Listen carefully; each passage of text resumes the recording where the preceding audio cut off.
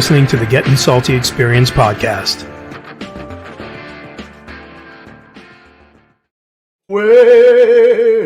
Yes, you are listening to the Getting Salty Experience podcast. Ex-producer Pete, former producer Pete, thank you. He did do a great job in that opening, though. That's a great opening segment. Yeah, we can never get rid of that. Nah, nope. That thing Good is great. stuff. Yep.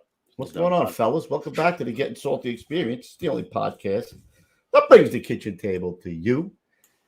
We got some really smart guys on Canada. I don't know. We get more smoke from them. I mean, what are they doing up there? I don't know. They don't know how to fight fires. Where's the kid in the chat? What's his name? I mean, what are they doing? Sending a lot of smoke our way is what they're doing. I guess. I don't know. You know what they're doing? They're doing this. I don't know. Oh my God! I think that's what they're doing. I mean, come on. It's enough now. Yeah. I can't even see out my windows over here. Is it really that bad It's up a there? little smoky, yeah. Oh, come on. Somebody was telling me it's formaldehyde.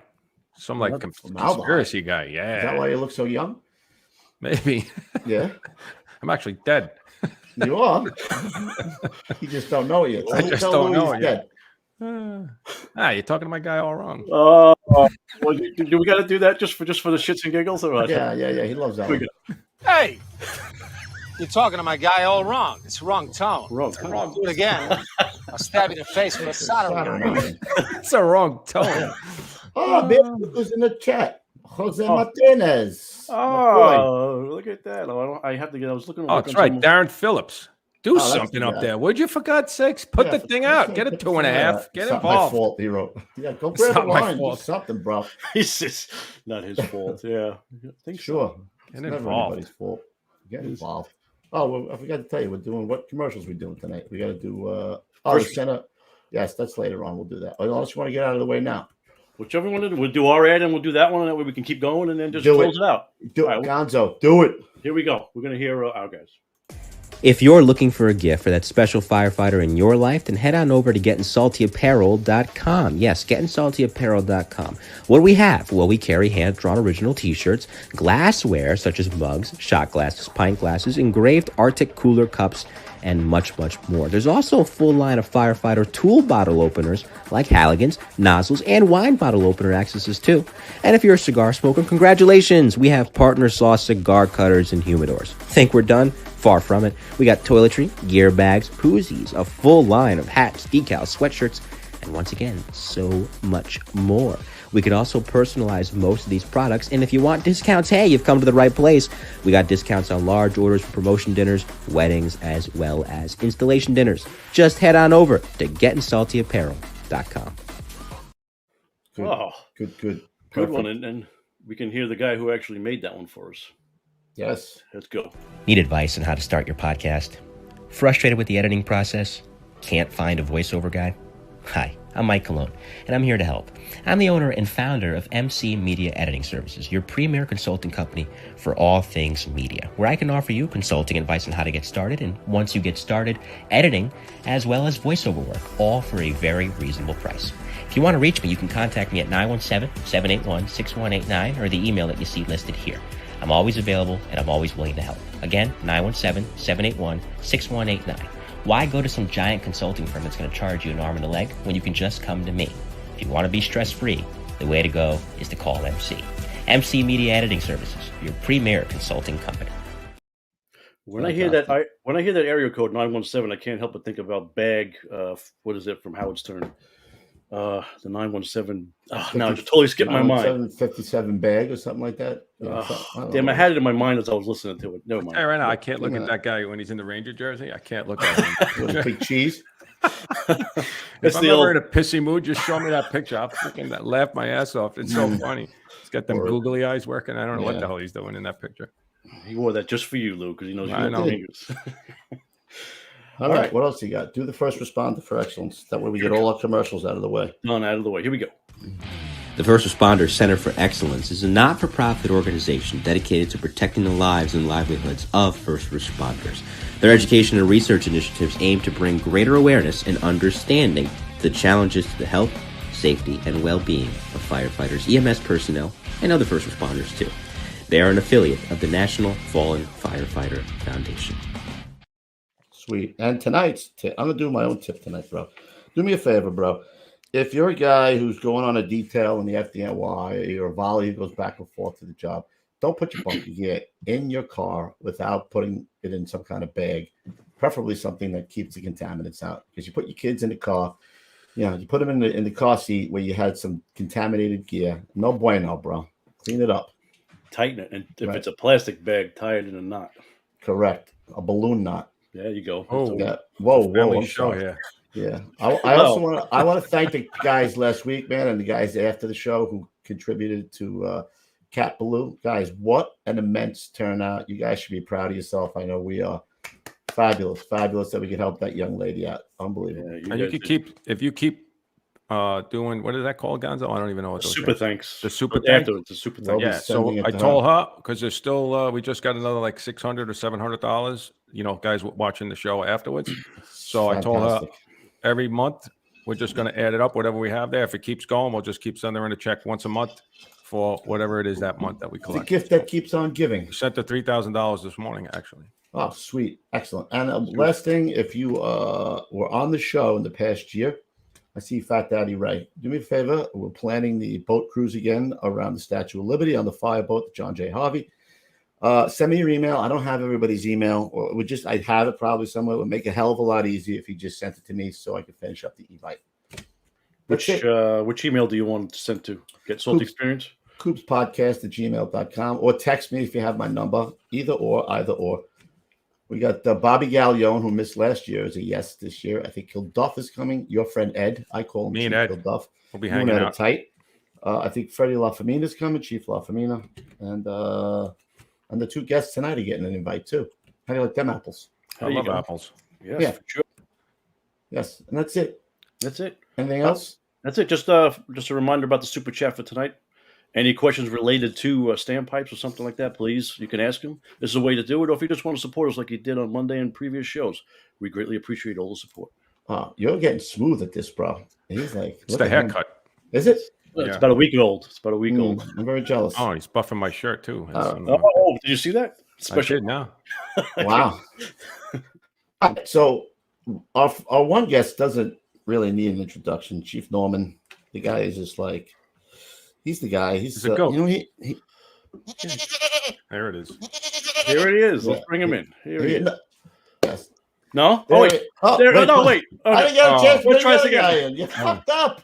No, you didn't. You said you wanted Chief Norman. I said I'm just giving you his credentials. I said you don't even got to give it. That's one guy, I got to tell you, before he even knew who I was, bro, no matter where I was going, I would see that guy at an airport. I'm like, I think it's Chief Norman again. I swear to God, every time I went to the airport, there he was. It's like one of those guys. Now, the other guy we got coming in. Oh. The other guy. You might know him as. You might know him of the bro of H2O. Maybe the Sultan of the Standpipe. Maybe the hero of the hose line. I don't know. He's been said to walk around with a smoothbore in his pants. I can tell you that much. He's the Superman with the 2.5 in his hand, bro. When the chief calls for more of us, he may respond in the clitoris. Oh, right. Yes. Idiot. He'll call the probie. He'll call the probie a vagina if he's caught using a foghorn on his liner, because the straight stream is where it's at. And don't forget that, brother. Here he is. Here they are, both of them. Bring them in, brother. All right, here we go. Here they are. Where's your applause? Only one of them. There we go. Where's your applause, Gans? You want to up me? Oh, no, here you go. There he is. Thanks for joining us again. I appreciate it.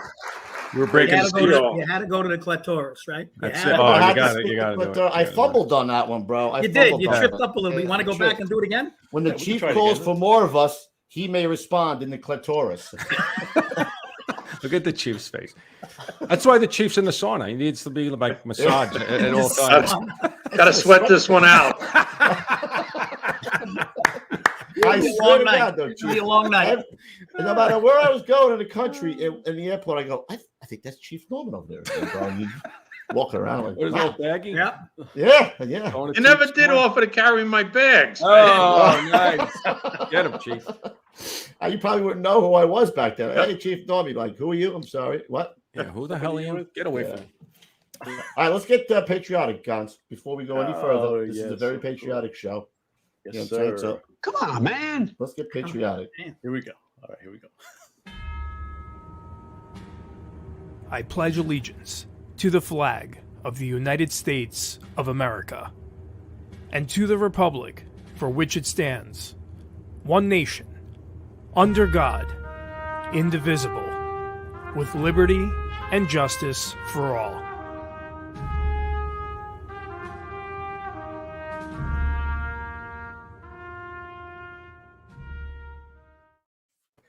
All right, Roof, you know what? You're going to have to take the lead here because I was busy sitting in the back coming up with these idiotic things. So I don't really know where you want to start. What you want to do?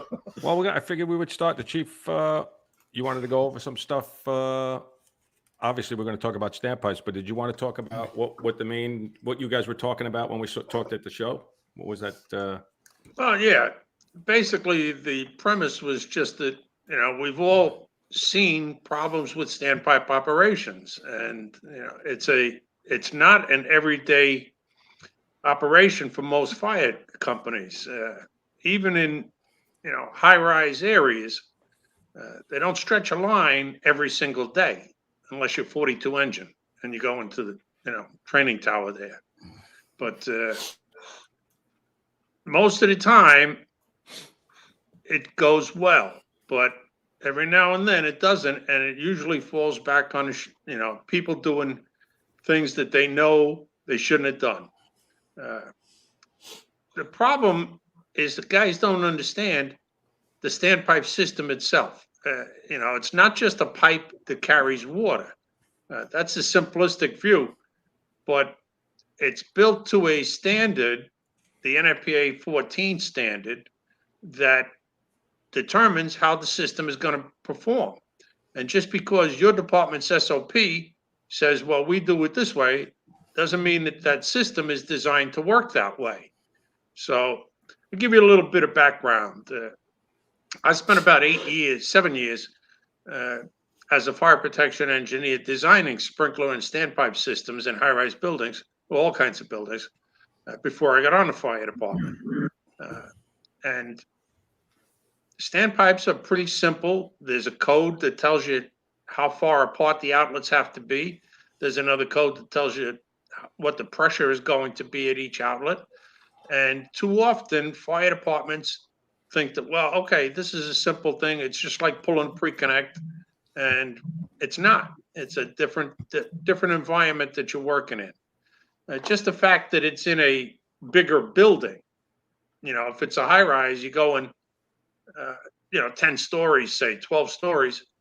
That means all your logistics has to come with you. So it takes time to get water on the seat of the fire. If you need extra air cylinders, they're back down in the street. Everything that you didn't bring with you is down in the street, which means we got to go up there loaded for bear, which puts a lot of work on the guys who are hauling that stuff up, especially if the elevators are out of service that we see all the time, and you're now humping all your gear up, multiple flights of stairs. But you have to be prepared for when you get there, and shortcuts get us in trouble. Timmy and I were talking, and we've all seen it. You all have seen it, where the best laid plans of mice and men get messed up because somebody does something that they shouldn't do. So, Gons, could we start with, I think it's slide 13. It's just an illustration of a standpipe riser.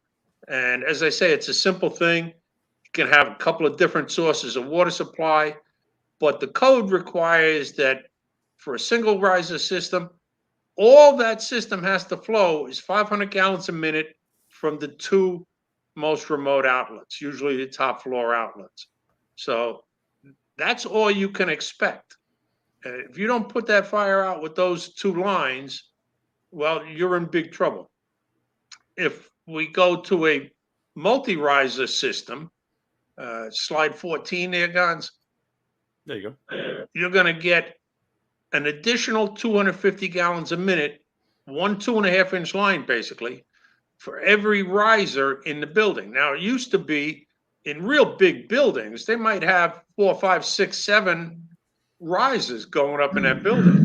But you're only going to get 250 gallons a minute off of each additional riser, up to a maximum of about 1,250 gallons a minute.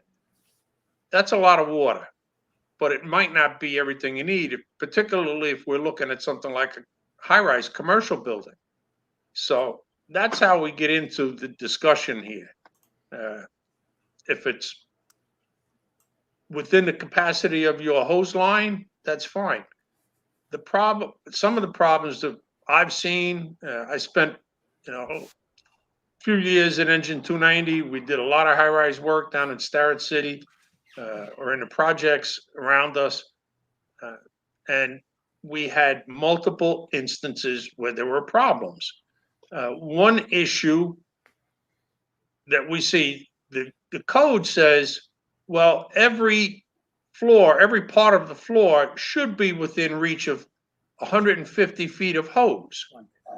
But we know, like Louis, in 290, we used to take 7 lengths of hose because the federal projects had buildings that they cheated, if you will. The outlets were not in the stairways. They put outlets out in the hallway and met the code distance requirements with being no more than 150 feet away.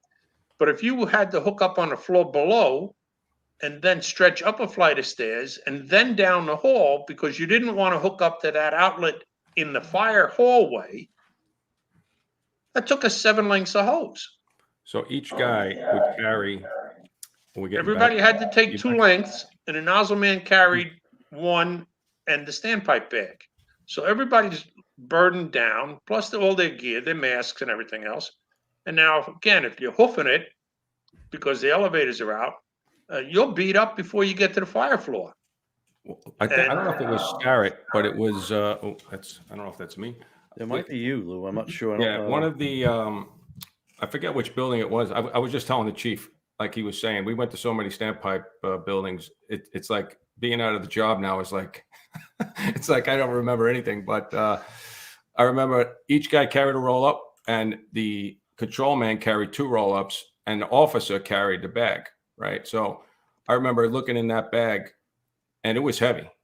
And I was telling the chief, the guys used to break balls all the time every once in a while. If you ever said, hey, man, this bag is freaking heavy, next time you went in there, it'd be like 2 extra, 10-pound weights in there. You know what I mean? So it was just pretty funny. But I remember looking in that bag a lot, obviously going through every scenario. And there were so many things in there, like the chief was saying, because somewhere along the line over the years, that was the problem. And that fix for that particular problem for that particular building was in that bag. So you had to know each scenario, because each standpipe was totally different. Each outlet was totally different. All the stuff was, different. So, we really took a lot of pride in that. But, if a detail came in, he had control and we had to go to a standpipe.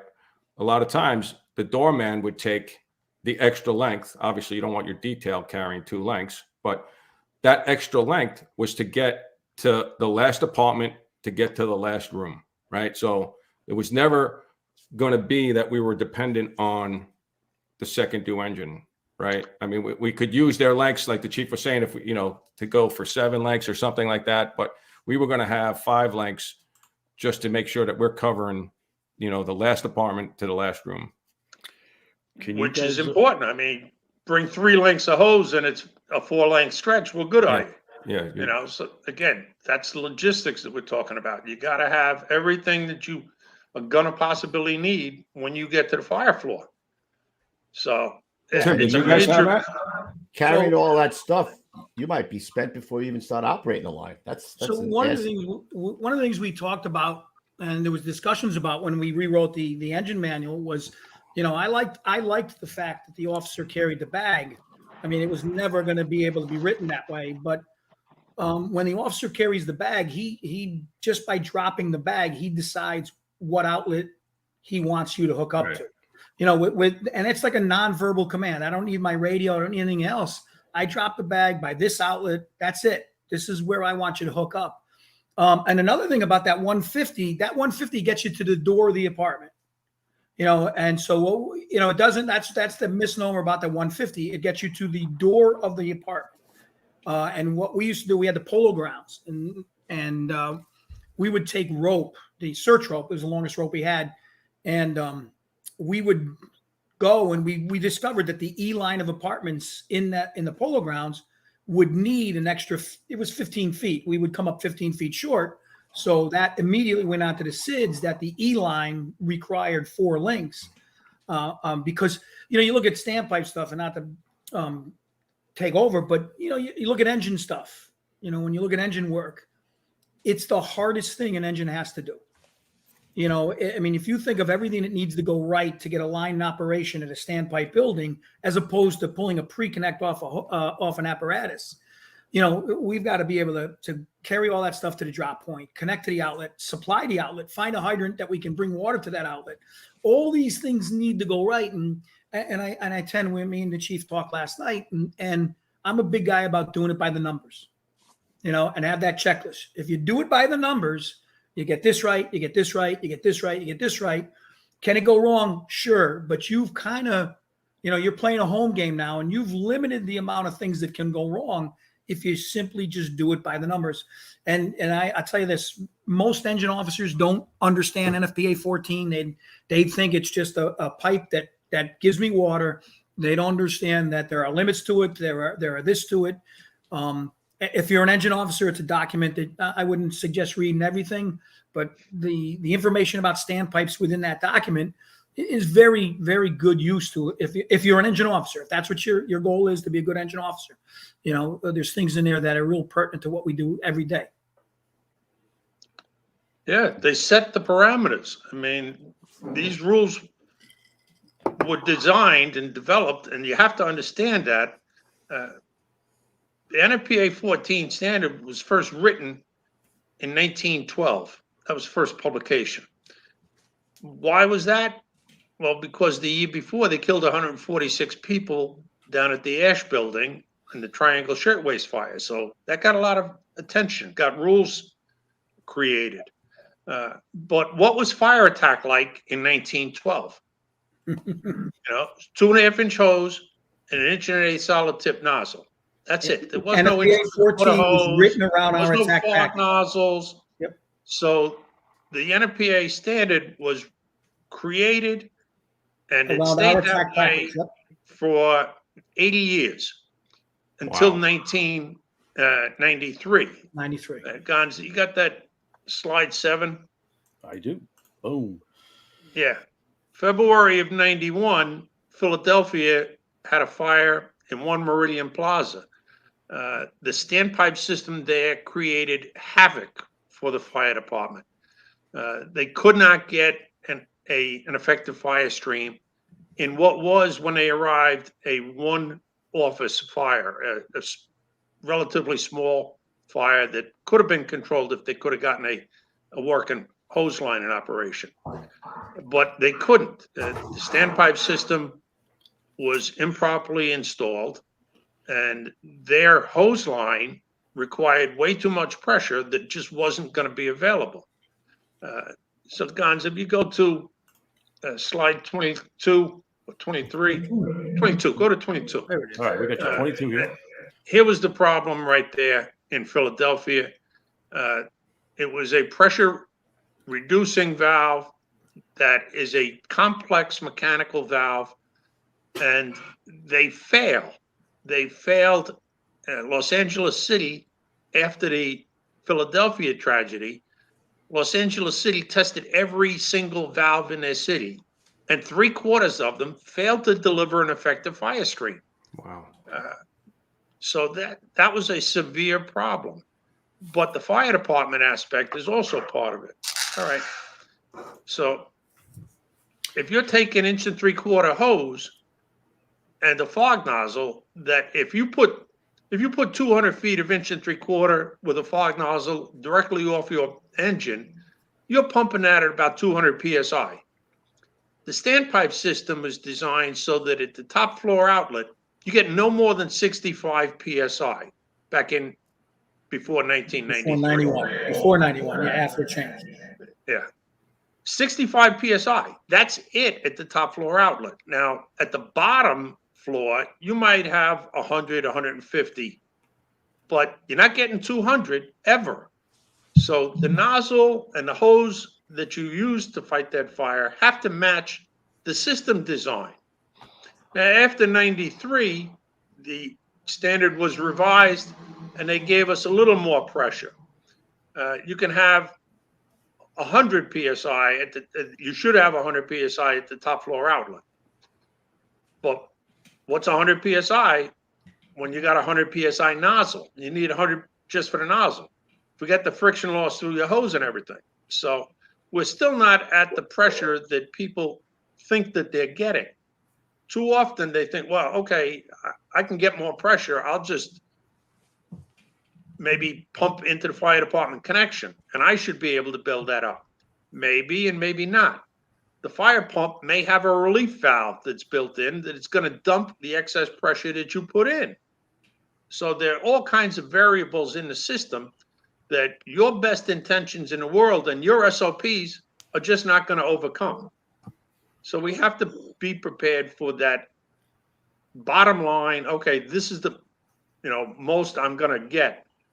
And most of the time, the answer is still going back to 1912, especially in older buildings. If you got a building that was built before 93, it's going to be 65 PSI at the top floor, which means, again, 3/4 lengths to 2.5, and then inch and 1/8 solid tip nozzle.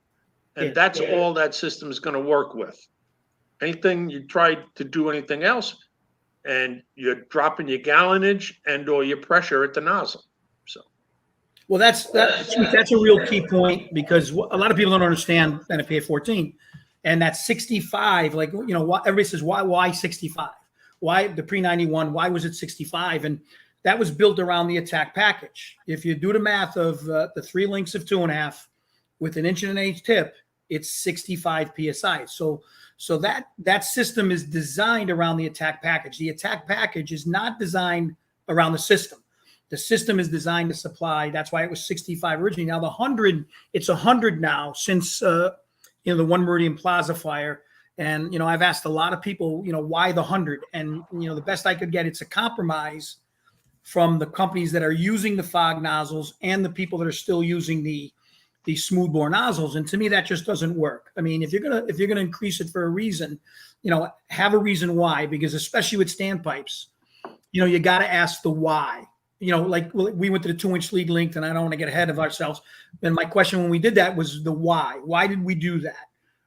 When the system is built around the attack package of 3 lengths of 2.5 and a smoothbore nozzle with an 1 1/8 tip. So why did we go to a line that's going to sacrifice 45 gallons of water a minute? And that was my question. So, and to reiterate what the chief says about the pre-91 standard is 65. If you understand where that comes from, that 65 is built for the attack package of 3 lengths and the 1 1/8 tip. So I just figured I could clarify. You have to understand that system. Huh? You have to understand the system and the understand limitations that it builds, Yeah. Now, some of those new pressure reducing valves, a lot of people don't realize they're factory preset. So you'll see on some of them, you'll see they'll have an emboss number 23, and you'll be on the 10th floor of a building and it'll have a 23 on it. And that was actually meant for the 23rd floor of that building. The plumbers don't give a shit where they put them, but a lot of those things, shit. Yeah, with math, are factory preset. They're not the devices, not a PRD. That could be on the 3rd floor, but it's set. And the one on the 3rd floor could be up there. Yeah. Holy shit. And, yeah. And that has been shown to have happened. Yeah. Yeah, it happens a lot. That's crazy. Another thing, a friend of mine I just talked to, and not to get off, but they just came out with the fire service just won a big victory because they had these other valves. It's called an automatic breach. I forget the last word, but it's a valve that if the system senses an exorbitant flow, it shuts the system down. But the valve couldn't decide whether it was flow off an outlet or flow off a break. So and he said there's some installed in New York City. It's a automatic breach control, and if the pipe breaks, it shuts it down so it doesn't flood the building. But it couldn't distinguish whether you were flowing off the standpipe. How many times? So they beat it down though. We beat that, and they can't use them anymore. That's very. How many times has a broken pipe, on a standpipe system flooded a building? No. That's Maybe freaking crazy. vandalism, opening valves. We Right. used to get that a lot. Kids opening valves on the upper floors of a high rise. But when we need it, we need the water. Most times you break a pipe, and it's going to be it'll be a dry system because you'll get rot with the dry system. If you have water in that system, you'll get some rot, but it just can't really do it. You'll get the air will rot them out. So like in parking garage, we pop them all the time because there'll always be a dry system because we don't want to freeze those Right. systems. And the dry systems break a lot more than the wet ones do. Yeah. Is there any And the kind other of part schedule? that breaks is the other part that breaks is this line from the Siamese connection, which is dry, up to the riser.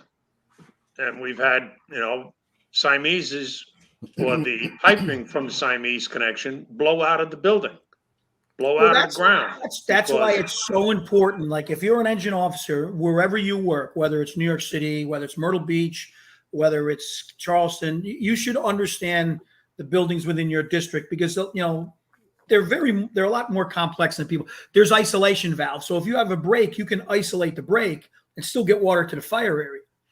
I had a fire up in the Bronx. I showed up and Francis X was the chief. And I walked up and he said to me, he goes, "Thank God you're here. You're the wizard." No. Wizard of water. But he said, "Listen, we're having real trouble with water. Can you figure out what's going on?" So what I did was I told two guys, "Listen, start a line and we'll supply the first floor out." And then I realized underneath there cabinets and you'll see on alternate floors underneath the cabinet, there'll be another openable cabinet with a valve, an OS&Y valve in there. And those are section valves. And we can isolate certain sections. So I knew if I had a problem, I could isolate it. So I go in the basement and they were there the day before testing the system. So there's a test plug that they unscrewed the plug, screwed in the pressure gauge, and then they pressurized the system, to pressure test it, but they never put the plug back in. So it was spitting out the whole time. So there was a foot and a half of water in the basement. Nice. So we were able to figure out what was going on. And luckily they put the fire out. I didn't have to supply. I didn't have to do anything else. But if you understand a system, and when you're troubleshooting, if you're not getting water, you got to start at the source. You don't. A lot of people will start from the outlet down. Wrong. Which one, Start at Chief? the source. Throw up slide 54. Exactly what Timmy's talking about. Oh, the valve on the bottom there. Yeah, that's Valve it. at That's the bottom. yeah. It's required to be below the first floor hose outlet. Now, this is a nice simple one where it is right below the hose outlet, but it could also be at the cellar ceiling. So if you're having that problem, again, I've had 2 fires where the Siamese connection blew out of the wall, and closing that valve and pumping into the first floor now puts you back in business. Yes, you can isolate. Yes. 100%. I think in the Big Six, Louis, we had those valves outside the buildings because you could shut them. Yeah, I think and so. isolate Right. certain buildings. They might have been post indicators. That's what they were. Post indicators. If you had a roof tank that served multiple buildings, or if you had one line and come in that branched off, you would have post indicator valves outside the building. Right. And we always checked those. That was one thing we always looked at to make sure they were open. They were all open. Right. The How often do the buildings have to test, their standpipes? I'm not sure under FPA 14. It's got to be annually, I would think. Yeah. Well, Down here, it's annually. They have to do it annually down here. Part of the problem is not every bit of the system gets tested. Again, that check valve at the riser all the way back to the Siamese connection usually doesn't get tested. And that's one of the weakest points. So, yeah, it could be annually. Well, it does get tested. It gets tested to NFPA standards and not fire department standards. Right. So, we might be putting a little more stress on a system than the NFPA standard does. Yeah. So these are, like I say, they're complex systems that you have to understand. And then you have to do the right thing. All the time we saw guys taking shortcuts. Again, just because the building is designed that they have that outlet out in the public hallway to meet the distance requirements doesn't mean you should use that. Think about that. As the smoke's You coming go out down. into the public hall. If the door to the fire apartment is open, what is that telling you? You're in the fire area trying to make your connections under stress now. And it's banking down, It happened banking in a down. second. You can't see nothing. And God forbid you get, like happened on Vandalia Avenue, where the wind blows in. Now you're out in the hallway with the fire, and you're done. The problem with that, it works 80% of the time, and I don't like those odds. Especially when like we said earlier, when you ask the why don't we do that? Well, if the fire answers that question for you, you're in friggin' trouble. You know what I mean? There's really always a reason. The reason why we don't do it that way is because people have died, right? Yeah. It only takes one time. If I have to explain the why, I tell them, if the fire's going to explain the why to you, we're going to get screwed up here. Like, do it by the numbers. Go to the floor. Hey, listen, does it seem it's going to be harder? Might be, but it's safer and it's more efficient. And at the end of the day, you're going to get your line in place. And, like 290 did a ton of project like we did up in Harlem. And we tried hooking up. We used to hook up in the polo grounds, in the cabinets in the hallways, and we got caught one day. And from that point forward, what seemed easy, and easy isn't always the best, especially when it comes to Standpipes. It's not. To me, It happened to me once. I was the control man, and it was a nursing home, and we could beat the first two engine in 99.9% of the time, and we spanked them. We got in first, and I didn't have enough. I did not have enough line to go because I was hooked. I would have to drop 2 floors below, and I was calling for them to bring their line to help because we wouldn't have made the stretch. And I don't know if they were pissed off that we beat them in, so I chose to hook up on the fire floor. And Dennis Murphy's the only time he fucking yelled at me in a way. I was like, I am never doing that again, man. But I didn't think I had a choice. We got in first, and you don't want to lose the job or whatever. I didn't want to lose the job, and then it snowballs. But I knew we weren't going to reach, and I'm calling them on the radio to bring their lines, and they didn't. But it's just one of those roll of the. And we've all cut corners. I mean, I'm not saying you did it. We've all done that, but it's just when you look at that animal of a standpipe fire, you can get away with it at a tenement in a brownstone, but when a standpipe building fights back, it's bad, and that's the problem with not doing it by the numbers, because when it goes bad in a hurry, right. And there's really nowhere to go. Like in a tenement, you can go somewhere. In a project, in a fight, it's very hard to get out of that. And as unfortunately as our job has proved, when it goes bad, it's very hard to turn around and fix that. Yep. Well, that's why you need your avenue of retreat. In the fireproof building, what's the only safe area you got? The staircase behind a closed door. Staircase. So that's where you need to be starting from. I mean, go back to that Vandalia Avenue fire again. 290 tried 3 times to get out into the public hall before the third time. That's the back of the building, and the windows with the smoke was the fire apartment. This is the front of the building, and these smoke stained windows. That's 100 feet, about 60 feet down the hall, and on the opposite side of the fire, across the hall from it. That fire was venting down that hallway. And that company tried to get out of that door. I think I got a picture of, what is it? HRMD's 22, the staircase, yeah. They tried to get out of that door 3 times. They had to get 283 and 290's line, open them, and then open the door before they could get out into the hallway. It was that bad. Going down that staircase, they backed down the staircase twice because it was that bad. Fire blowing into the staircase around them, and it drove them back down the stairs. That's bad. Another company tried to hook up on that outlet right there on the 10th floor and was unable to connect because the door was open and never did get their line charged. So these things happen. And like Timmy said, 99% of the time, you're going to be fine. But I'm in the business for the 1%. Hey, If I can Gonzo, do that 1%, then I can do the other 99. Of the front of the fire building, all black. You know which one I'm talking about? It's got fire stains. No, it go back. It's not that one.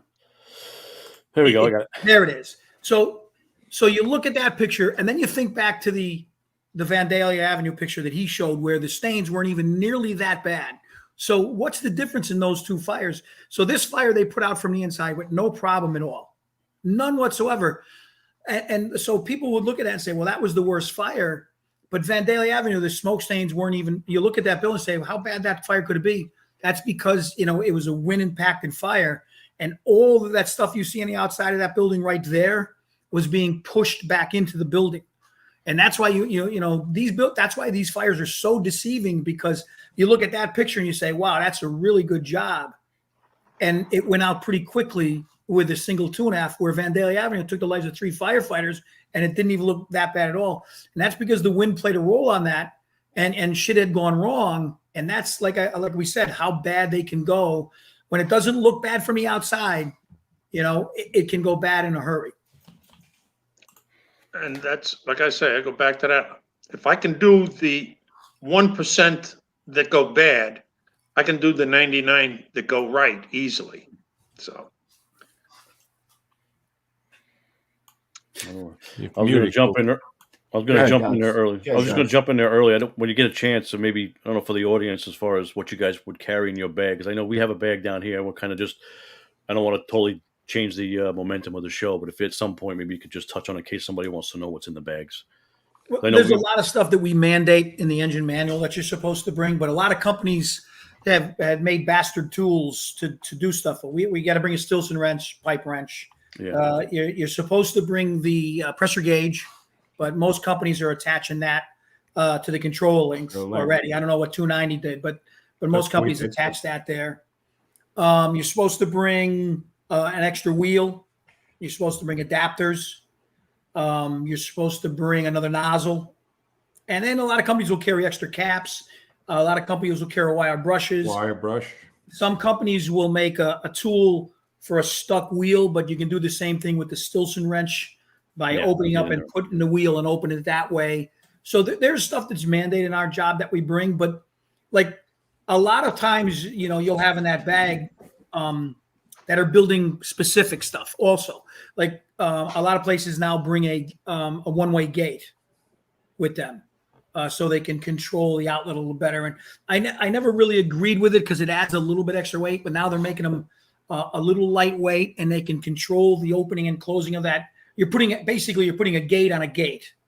Yeah, that's what I was going to say. That's exactly what we do. Just a little 2 cents, was that we actually pump the entire system, and then we control the PSI at the valve. Gate, with the fire department gate, and not the valve itself. Not the valve. So the fire department. We put an engineer on there, and we have the set pressures, and that's how we control. So we get 265 the entire way, and then you use the fire department gate to control. Okay. And do you find it's more easy to control the pressure that way? Get more precise. We have it set. We carry 200 feet of hose, a 2-inch actually is what we're running now. But we have the gauge, we have the valve, and that's part of our system. They set everything up. They want, if we have 150 feet of hose out, it's 100 PSI. If we want 200 feet of hose out, they pump it up and run it up to 110 PSI. So we get 265 at the tip. Yeah. A lot of places say they carry that gauge. And I'm not totally against it. A lot of people say if you open that valve and it gets stuck open and you can't get it back closed. And a lot of them are that way. At least you have that fire department gate where you can control the pressures there, because you are basically a pump operator. That's what it is. That's actually the engine and screw operated gate, though. Yeah. That's a key thing. A screw operated gate, as opposed to a quarter turn. Valve. Yeah, we're not using a ball valve. Yeah, no, we're using it's actual true gate valve. Yes. The up and down valve. Yeah, you're not using a ball valve. A ball valve is not.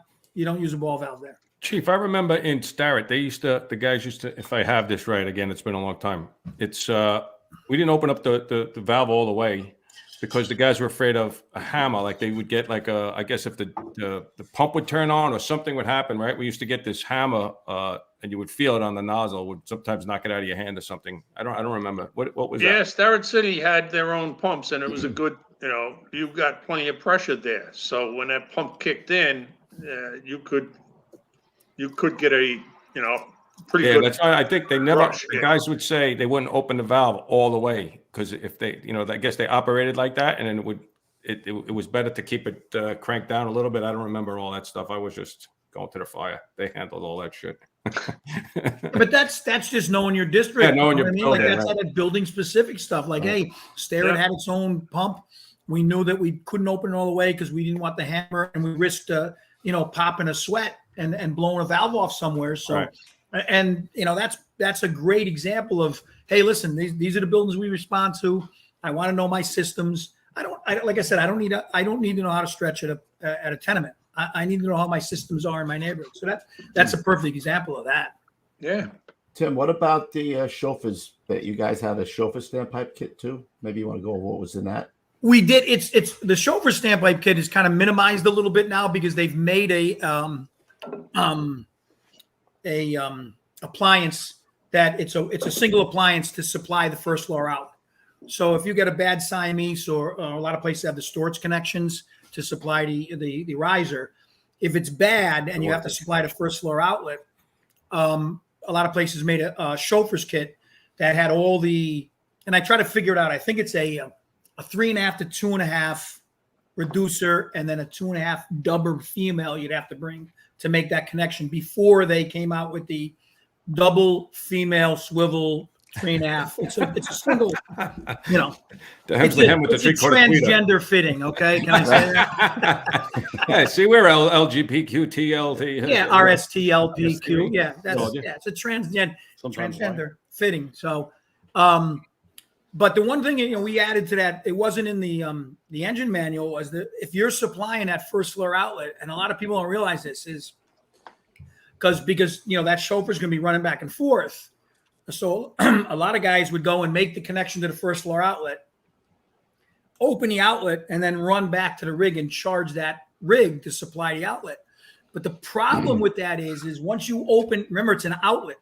So all the water's coming? So you're on the first floor, you're gonna rob if they're flowing water and they don't have adequate water, but they got enough to survive until it's going out to the rig. So if you open that outlet, you're gonna rob them of their water. So the important thing, especially with that chauffeur's kit, whatever you bring, is you've got to bring water to the outlet first and then open it. That way you won't have an interruption of water on the fire floor. Good point. Hopefully you have that is in the new engine manual. We put that in there. Hopefully get your second due engine chauffeur to get out of his cab and help. Put down the donut, buddy. Now, most engines, when you go to a standpipe building, that second due chauffeur is making a beeline to help out that first due chauffeur. Because they know they're hand stretching the three, to supply that Siamese. Even as a squad, when I came in, that's the first thing. I mean, I had a little leeway to where I was going. In the squad, you touched hose? Yeah. No. Stop! You might hurt my feelings if I had some. I would. I would. Oh, I said if I had some, I would always check on the first two chauffeur. It didn't even have to be even if it was a standpipe, it was whatever. I'd make sure he had water because But that's a professional chauffeur. That's what a professional chauffeur does. They make sure the first due chauffeur is taken care of. At any fire, you show up as second due engine, it isn't, picking up girls' time. It's go up and make sure that's first due, and that's what a professional chauffeur Actually, does. if you see him going around the rig a few times as you pull, walking up, spinning themselves into the ground, like, hey, are you okay, bud? I saw a guy throwing fittings out of a milk crate one time. Like, dude, I'll tell you right now, I'm telling you, right? And it could be the simplest thing, but you just get blinded because you're under pressure, right? Yeah. It doesn't. Yeah. Listen, we've all been there. At some point, you have to try and stay calm. But when you got guys getting burnt or whatever, and you're trying to do something quick, sometimes the worst thing you can hear as a chauffeur is, "Where's my water?" You're looking at your line coming off the rig, looks good, and then you're like, what? You're tapping the gauge. I don't know. Or you see the thing go to zero. We have a problem. Everything did in the squad, but I loved, being first through Chauffeur. Like that first 7-8 minutes of fury, Yes. bro, is all on you, man. Once you get water to those guys, you're like, Yeah, and times that by 3 at a Standpipe building. yeah. I mean, it is all on you. Yeah. Without the chauffeur there, all bets are off. Yep. Yeah, if he's not on his game, man. He ain't lying. How many times, dude, at left rack? We used to get to left rack pretty fast. And those buildings were a mess. Oh my goodness gracious, man! I've seen some bad, You never been to the polo grounds, I take it. Yeah, it's just tough.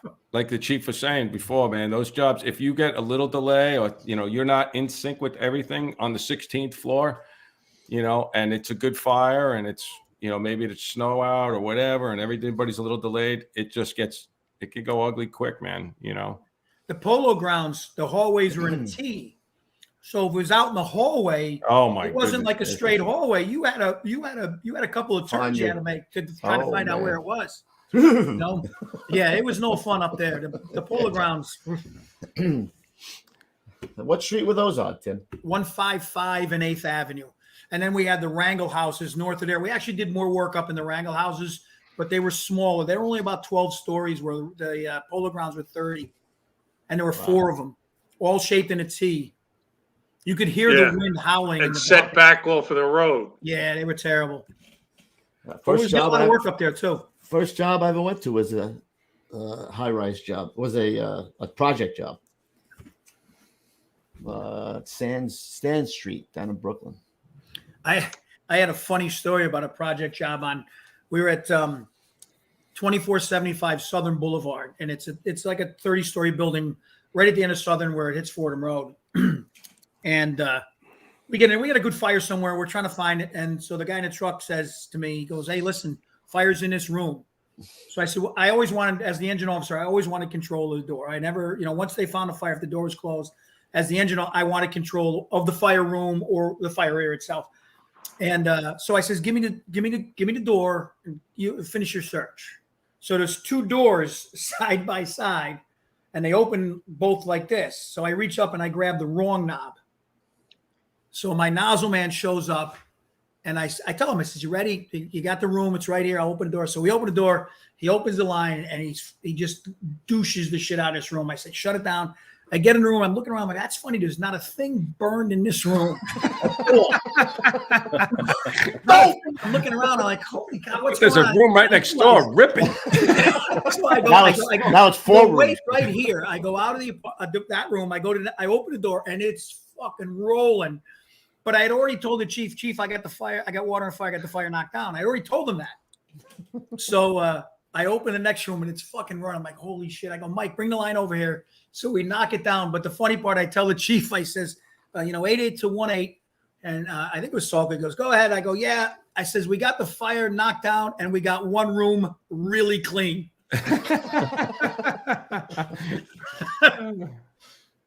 Who was that engine boss? Was it Davidson? Who was the guy who passed away at FDNY? I don't know if it was Davidson. I can't remember names anymore. He got killed. He was in the engine boss. I think 49, Martinson. Martinson. Martinson from 80 Engine. He was a fireman in 80 Engine. Martinson. Yes, Martinson. But he was in an attic, wasn't he? No. That's a different name. No, it was a project in Ebbets Field House. You're right, Chief. So just because I went to Proby school with him, and when I was at 290 at the time, the chief knows. John Martinson, right? John Martinson. Yes. Martinson. Martinson. I said Davidson. Martinson. So just make a quick story because it's kind of to your point. I took a lot of pride. We would turn out fast. The truck would have to close the doors, right? So we would have a head start, and I don't remember where the heck it was, but it was a project job. It was on the 10th floor at the time. I could run up the stairs. Literally, I was going to so many freaking projects. It was incredible. Yeah. I get to the top of the stairs. I open up the door, right? Square. I tell the guys right here, I close the door, go in. I'm by myself. I'm 4 doors down. I find the apartment. Instead of saying I got the apartment, next thing I know, I'm in the apartment. I'm doing a search, right? I get the fire. Now I'm like, yeah, it's 4 doors down on the right, bring the line. Where are you, Lou? Then the truck's here. And then I'm fighting to on the radio to get him to bring the line to where I am. You know what I mean? So, and then I kind of felt like that's what happened to him. If I remember the story right, like he was kind of by himself initially. Yeah. So I was kind of like, you know what? I got to like pump the brakes a little bit because I'm not in the truck, right? I have to make sure that the line is getting here, right? I'm kind of doing this for me, right? Somewhat, I'm trying to get in there, make a grab, whatever. For the people. Right. But I'm being a little bit, I should be really, that's not my job at that point, So your priority needs to get that line. So I kind of, Lou, I have the same exact story. It's hysterical. Same story. Exactly. And I kind of pumped the brakes a little bit because I had to go back, get the guys, right? Bring them back. I mean, the fire went out. Everything was great. I mean, but Lou, were you a boss at the time? I was, yeah. So when I got promoted, a guy said to me, Mike Hayes, remember Mike Hayes, chief, right? Yeah. He said, don't expect guys at places you go to operate the way you did. And, like, I'm not saying 88 was bad. I'm not saying that at all because they were great. They were a great engine company. But my first job was a project fire. And we go in and I get up and there's 3 stairways. First time I'm ever in the building. I'm in the company a month. So they start hooking up in the A stairway. I go down, I make the turn on the hallway. I'm like, it's the Shining hallway. Remember this movie, Shining? Just kept getting longer and longer and longer. I'm like, holy Two scary kids at the end. So I get on the radio and I tell them, I go, listen, you're going to have to use 48 links. It doesn't even faze me that I'm beyond the 150. And I knew Standpipes, but you get into that mode, so I figured they're going to show up with the line. I just tell them, use 48's linked. I get in the apartment and doing the same thing. I'm making my search. I find the fire. The doors burn through. So the truck shows up and I tell him, listen, I got to go find the line. I don't know where it is. It's not here yet. And I tell the guy in the truck, I said, hey, get another door and put it over the bedroom, right? You ever do that, 290? I'm sure they did that, 103. So the guy in the truck comes back with a mattress. I go, you kidding me? I'm trying to burn the place down. But I had to go all the way back. They were waiting at the fire door, and we came up 5 feet short. 5 feet. 45 engine walked right by me and put my fire out. I was never so embarrassed in my life. Now, did they hook up to a different stairway? Yeah, 2 doors down from the fire department. Different. Oh, yeah. And it just, like I said, knowing your buildings, keeping that perspective wide. I'm walking down a hallway and it didn't even faze me. Mother, there's got to be another stairway here. There's got to be. It just didn't even faze me. I said, use 48s. And that's the perfect example of knowing the buildings in your district, man. Timmy, did you want to? That's why we talk about going to the floor below. We'll get there with the flaking out. Yeah. Talking about going to the floor below, finding apartment 10J. Yeah. And see the staircase there in a clear air. Yeah. And then pick the right attack stair. And, well, you got to learn something from every fire you go to. And that's one of the things I learned. I mean, like you got focused on getting there and I, it was one of those things. And I'm the first one to admit that, I kind of screwed up that day. Luckily, nobody got hurt. The fire went out and the chiefs didn't even know what happened, really. Yeah, I changed the way that I could find the apartment, close the door, but I wasn't, 4 rooms deep while my engine was, back here calling for me. And then there's chat on the radio. Like you said, the truck's coming down, everybody's banging into each other. It's just mayhem. Yeah. That's not my position. You know what I mean? So then I transferred to the truck. Hard to make that transition. It is. It is. It is. You're on mute, Coobs.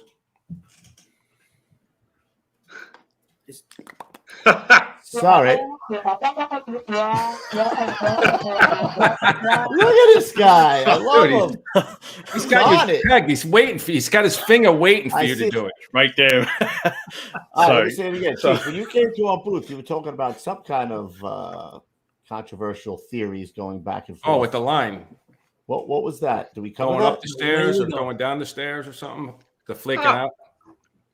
Again, difference of opinion. When you're short-staffed, the temptation is you flake the line up the fire floor stair and back down again. And you'll get away with it 99 times out of 100 again. It's easier on the guys because once that line is filled with water, gravity helps pull it down the stairs as they advance. I'm in that 1% category again. When that fire comes out into that staircase and burns through the hose line, you're in deep shit. To me, it's work, but I have a place to retreat to, and I'm not going to lose my hose line when things go bad. And again, I've seen it go bad, and you don't want to do that. So guys will go ahead and take it up the stairs and back down. Wasn't that Everything has to work perfectly for that to go. What's that? As long as somebody is controlling the staircase door, you're good. But what happens when we start advancing out of that hallway? The door's blocked open. It's blocked wide open most of the time. And now if it gets bad in that hall, where's it venting? It's venting up the staircase, right past your hose line. No, it makes sense. So that's just my 2 cents. You know? Wasn't that in the books though, Chief? Well, they did put that. That is in the books. Yes, it is. It is in the new engine manual. Part of that new. Some of it I agreed with. Some of it I didn't. I'm not totally against flaking up the stairs, but I think when you do that, I think the engine officer's got to really become that engine officer. Maintaining control of the door. Now, if the truck is out in that public hallway and if they're doing their jobs, they should be. You've got to have the discipline to, if that line's not charged yet and they're out in that public hallway, you've got to kind of maintain the integrity of that door, because you do risk, that fire venting out or very, very just the heat coming out. But once you get water and you have the ability to flow some water, I think a lot of that danger of the burn through decreases. But I think that it does help in the initial push around the corner. But I think that we've got to be able to determine, okay, what's the extent of that push? If it's a 30 or 40 foot push down that hallway, do you know what I mean? Maybe I want a slower approach to that if the fire's out in that public hallway and it's that bad. Right. That's the key thing. I think that the engine officer really's got to take control of that situation and decide, hey, listen, you know what? It's too bad in the public hallway. We ain't flaking out upstairs. We're going to do it down. It might slow us down, but you know what? Right now, I want a more slow and methodical approach simply because the condition of the hallway is such. If I open that door and it's bad in the hallway, but not horrible, I might tell him, hey, get that up there real quick. I'll make sure. And especially if a guy goes up there to do that, you've got to keep that door closed because fuck the line. You're going to burn the guy. Yeah. So if the guy's up there flaking out that line, I don't agree with turning the corner if it's a return stair. I don't agree with that. Yeah, I don't know if I like that either. Put it up and use the landing, but make sure that there's no friction point up there. So once you do go, that's going to run right down those stairs. But the bottom line goes to me, you got to be the engine officer. You got to be a smart engine officer who looks out into that public hall. We don't do this as a matter of policy. This is the way we do this every time. No, there are going to be times when you open that door to that public hall and it's charged to the floor, you might want to think twice about going up that stair. Well, there's a big difference between pride and practical. I mean, listen, every engine company, the goal of a good engine company is how we stretch hose and put out fires. That's it. If they say they're a good engine, it's not because there's a bunch of good guys. It's because they're good on the fire floor. But sometimes, you got to look at practical, as that engine. And that's when you earn your money as the boss. Like most times I'm along for the friggin' ride.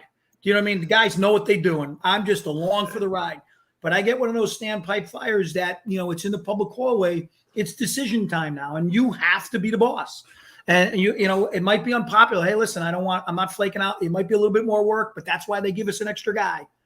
You know what I mean? To do that, but I'm not comfortable with flaking out above. I'm not against doing it, but if I'm not comfortable with it, I'll tell them not to do it. If I'm comfortable with it, go ahead, knock yourselves out, bro. The other thing, the big thing a lot of people don't realize about and Lou, you'd said something that's extremely important, and you said it so casually, like, 4 doors down. Fire is 4 doors down. And I always counted doorways if the hallway was bad. And it's a tidbit that most people don't take away from standpipes. It's like, you're not doing it in a tenement. You're not doing it in a private house. But you get into a standpipe building, I always counted doorways. And one of the big reasons is, especially if I was in the truck, was the stairway door opened the same direction as an apartment door, inward. So if I didn't know how far that door away, if I was 4 doors away from the stairway door, I might think it's an apartment door and just go. Yeah, right. Mm-hmm. And the other thing is about when it's in the public hallway is, what are you looking for? I tell guys, when you go out in that public hallway, what are you looking for? Everybody says, well, I'm looking for the hot door. I go, no, every door is going to be hot, bro. You're looking for the open door. There's only going to be one door open, and it's going to be where the fire is, and then I always say, so you go down that hall and you find an outward opening door. What do you do with that? And I tell them, you better close that door. Close it. Yeah. Well, the fire service is funny. We've got 2 in the last 10 years, Cincinnati, Ohio, and Chicago, Illinois, where guys went down shafts because they thought it was an apartment. Yeah. So, there's a lot of dynamics to the standpipe buildings removed from the standpipe itself when you talk about fire operations. We just went to the last week. 290-103 had a like a get together, and I never heard of them. Yeah. So, of course, all the stories are rolling, right? And Coobs, it's Mundinger, right? And he comes up to me and we're talking about something. I've had so many jobs with him, and he's like, "Hey, Ruff, you remember that job?"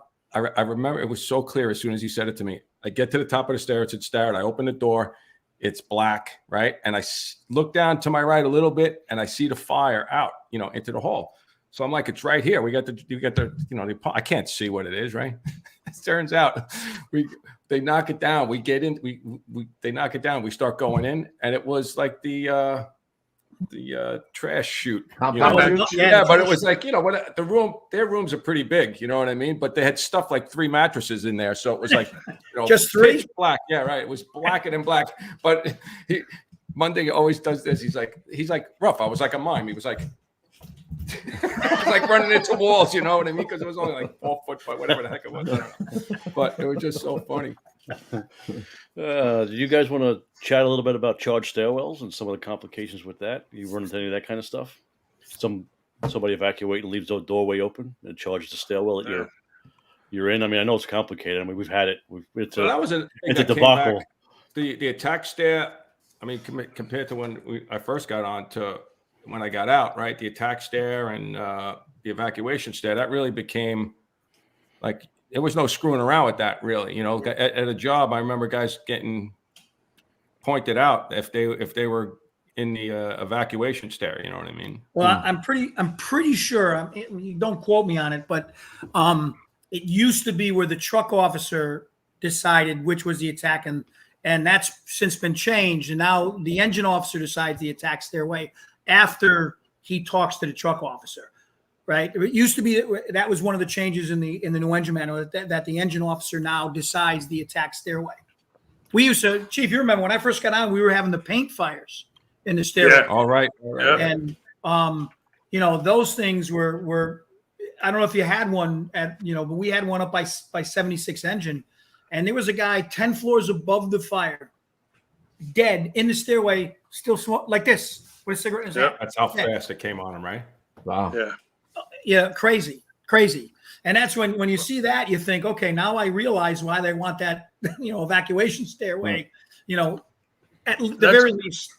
That's critical. I mean, you got to have one way for not just the people to get down. How about us getting up above to get to somebody? You got to have one that is going to stay unaffected, Well, a lot of people get confused because a guy asked me one time, he goes, how do you control all the doorways into the evacuation stairway? I go, I only got to control one. Right. Just one. He goes, what do you mean? I go, I'm just worried about the fire floor. Everything else, I don't care about.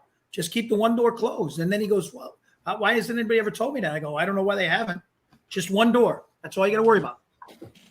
In Chicago, they had a fatal fire, civilians up above the fire, and somebody opened the door to the attack stair to get the line in there, even though there were people coming down. And they died in that staircase. When we open that door, we're not doing good things for that staircase. So you got to make sure you keep it closed until you get that clear as civilians anyway. Well, look at the Twin Parks. How many did they find in the stairway there? Yeah. Yeah.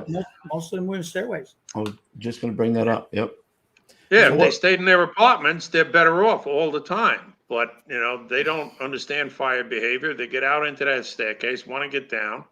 And if we don't keep the door closed, but I believe in that case, the door was already blocked open prior to fire department arrival on the fire Where is floor. that, in Twin Parks? Yeah. Yeah. So What are some of the other back in my hand. what are some of the other dangers in these fires? I know, like all the cable wires and everything in the ceilings come down, and so what are some of the other ones that we can share with these guys? man. Well, so from an engine standpoint, I never relied on a truck to chock any door for me. People would say, the truck will get it. I never relied on that. But, if we're going to be able to stretch out in the public hallway dry, and, one of the new procedures is bringing a roll up in the folded position into the public hallway if it's tenable. And I personally, I don't agree with it. I think that if we went back, again, I asked the question why, but one of the things is if that door is in chark leading from the stairway to the public hallway and it closes on a dry line that's subsequently charged, it's almost impossible to free that doorway. And everybody says, well, what's so bad about that? What's bad about that is everybody on the other side of that door is trapped on the fire side of the doorway. And whether it's in the hallway or not is inconceivable. No water. They're on the fire With side. With no water and no way to get water because if it's charged, it's going to be pressure locked from the outlet to the doorway. And there's no way to bleed that off. There's no bleeder valve at the gate. The only way to do it is to bleed at the rig, and that means he's got to bleed the system. It's almost impossible. You're not shutting down the building's gravity tank or fire pump. It's almost impossible. So shock. If you're in the engine and you're stretching, and that's any fire, but especially these, because there's a couple doorways, the floor below doorway in the stairway and the floor you're operating on. If either of those doors close, you might be in trouble. So, don't ever rely on anybody else. And that's why, 88 had 3 or 4 chocks in the standpipe bag also, just for that reason, to make sure that those doors were chocked open. And, there's no reason that if you're going to use that, if that's the fire attack stairway, that door can be chopped open. Don't let anybody tell you once that line goes through there, that door can't be chocked open. It can be chocked open, and it should be. Mm-hmm. That's a big time hazard for as looking at the engine standpoint. Yeah. What about as far as the truck, Chief? For the truck, just being out in the hall is the danger. Ahead of the hose line. Again, you got to make a real conscious judgment. Am I going to be able to get to that apartment door and get it closed before the fire gets out in that hallway? So you're part of that fire area then. Yeah, I think that boss needs to talk to the OV too and find out what the wind's doing on the floor above. Make sure nobody's taking windows, nobody's venting the bulkhead behind you, because if they vent that attack stair bulkhead, now you just created that chimney there again.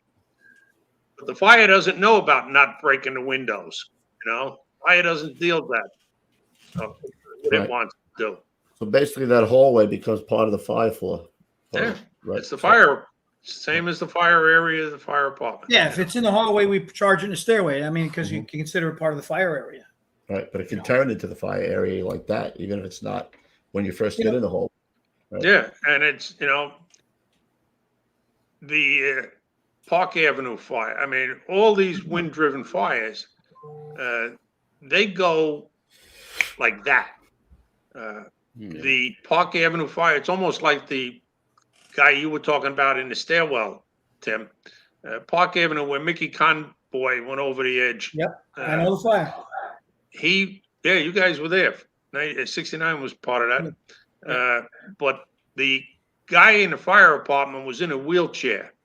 And he went out into the public hall. His door, because he's in a wheelchair, he had disabled the self-closing device, which we see that a lot in old age homes and stuff like that.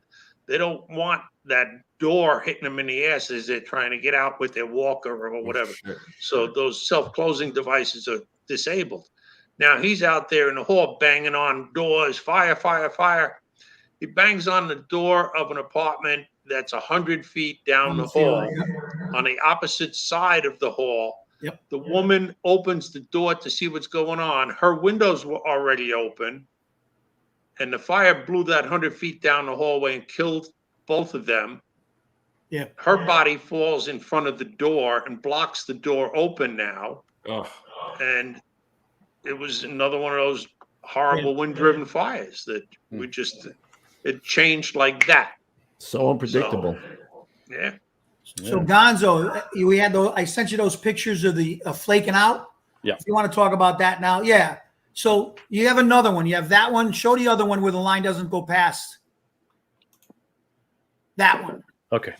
So I always look at the two. Like when I'm flaking out my line, I always used to tell the guys in 88, like, I was never against when we could get into the public hallway, we had control of the fire department door. I didn't like when they stretched. Go back to the other one when they stretched beyond the apartment. No, the other one. That one when they stretched beyond the apartment like that and came back.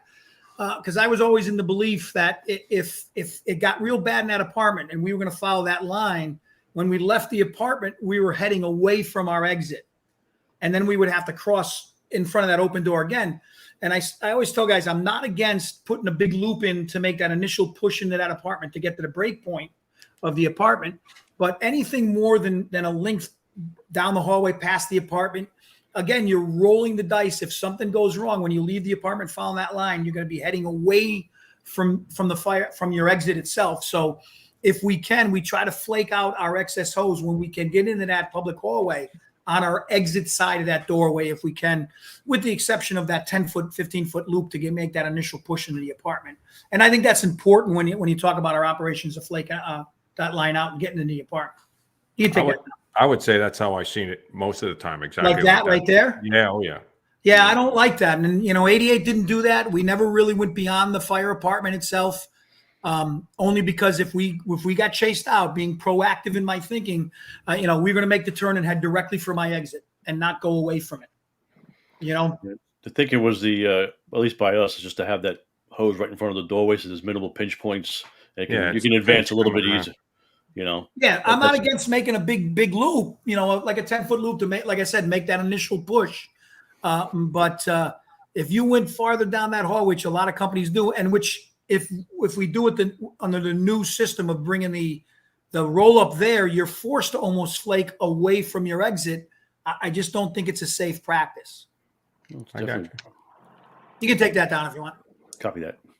It's and again, we had said, doing it by the numbers. And when it comes to standpipes,